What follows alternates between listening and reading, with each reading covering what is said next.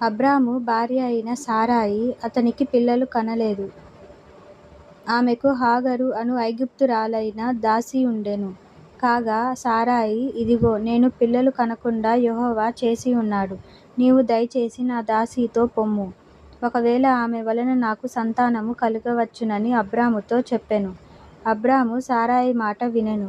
కాబట్టి అబ్రాము కనాను దేశములో 10 ఏండ్లు కాపురం ఉన్న తరువాత అబ్రాము భార్య అయిన సారాయి అతని దాసి అయిన హాగరును ఐగుప్తురాలిని తీసుకొని తన పెనిమిటి అయిన అబ్రామునకు భార్యగా ఉండునట్లు అతనికిచ్చెను. అతడు హాగరుతో పోయినప్పుడు అది గర్భవతి ఆయెను. అది తాను గర్భవతినైతినని తెలుసుకొనినప్పుడు దాని యజమానురాలు దాని దృష్టికి నీచమైనదాయెను. అప్పుడు సారాయి, నా ఉసురు నీకు తగులును. నేనే నా దాసిని నీ కౌగిటికిచ్చిన తరువాత తాను గర్భవతినైతినని తెలుసుకొనినప్పుడు నేను దాని దృష్టికి నీచమైన దానినైతిని. నాకును నీకును యెహోవా న్యాయం తీర్చునుగాక అని అబ్రాముతో అనెను. అందుకు అబ్రాము, ఇదిగో, నీ దాసి నీ చేతిలో ఉన్నది. నీ మనసు వచ్చినట్లు దాని చేయుమని సారాయితో చెప్పెను.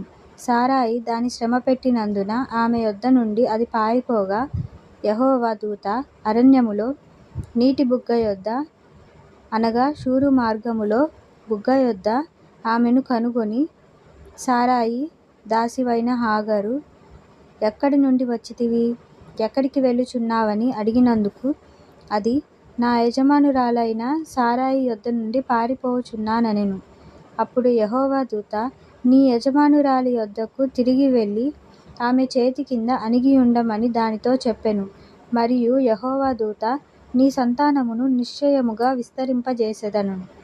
అది లెక్కింప వీలులేనంతగా విస్తారమవునని దానితో చెప్పెను. మరియు యెహోవా దూత, ఇదిగో, యెహోవా నీ మొరను వినెను. నీవు గర్భవతి అయి ఉన్నావు. నీవు కుమారుని కని అతనికి ఇష్మాయేలు అను పేరు పెట్టెదవు. అతడు అడవి గాడిద వంటి మనుష్యుడు.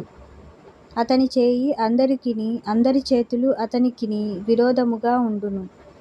అతడు తన సహోదరులందరి ఎదుట నివసించునని దానితో చెప్పగా అది, చూచుచున్న దేవుడవు నీవే అను పేరు తనతో మాటలాడిన యెహోవాకు పెట్టెను.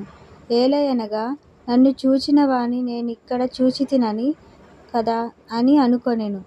అందుచేత ఆ నీటి బుగ్గకు బేర్ లహైరోయి అను పేరు పెట్టబడెను. అది కాదేషుకును బెరెదుకును మధ్యనున్నది. తరువాత హాగరు అబ్రామునకు కుమారుని కనెను. అబ్రాము హాగరు కనిన తన కుమారునికి ఇష్మాయేలను పేరు పెట్టెను. హాగరు అబ్రామునకు ఇష్మాయేలను కనినప్పుడు అబ్రాము 86 ఏళ్లు గలవాడు.